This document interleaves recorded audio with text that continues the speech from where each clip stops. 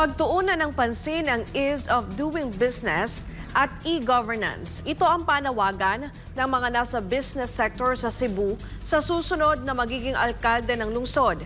Yan at ang iba pang detalye ng balita tungkol sa isinagawang Mayoralty Forum doon sa report ni Jim Ray Biosa.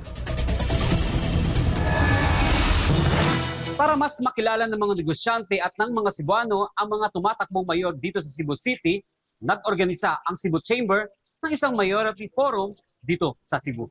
Para mas makilatis ang mga tumatakbong alkalde ng Cebu City, nag-organisa ang Cebu Chamber of Commerce and Industry o CCCI ng isang Mayoralty Forum kung saan inimbitahan ang 5 mayoral candidate ng lungsod. Ayon kay CCCI President J. Yovalios, ang nasabing forum ay isang pagkakataon para matutunan ng mga negosyante at ng mamamayan ang mga plano ng bawat kandidato at kung paano nila isusulong ang pagpapabuti ng kalagayan ng ekonomiya at negosyo ng Cebu, maging ang pagtataguyod ng accountability sa pamamahala.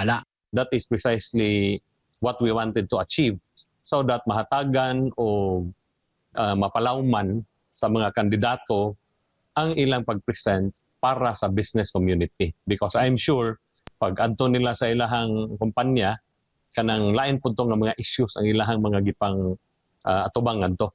So we felt the need that we will give them the platform so that business and investments and climate for businesses to thrive diri sa Cebu, unsa pod ang ilahang ikasulti.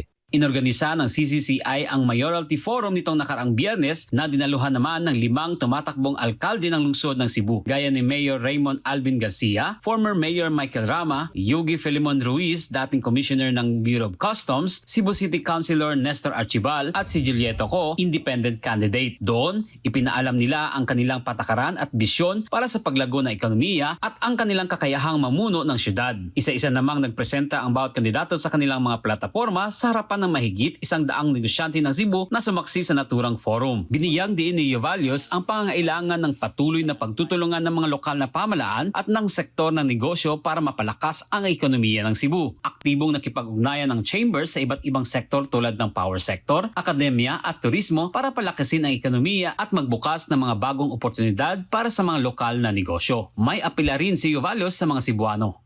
Let us vote with armed with that wisdom. Kay kanang politics in the Philippines has always been kanang not clean yun ba, no? And not unsa. But if we tagsa-tagsa nato ba, we'll do it out of our duty ba, sincere duty as a Filipino, as a Cebuano, that we will vote wisely. Kanang that is my sincere appeal ba.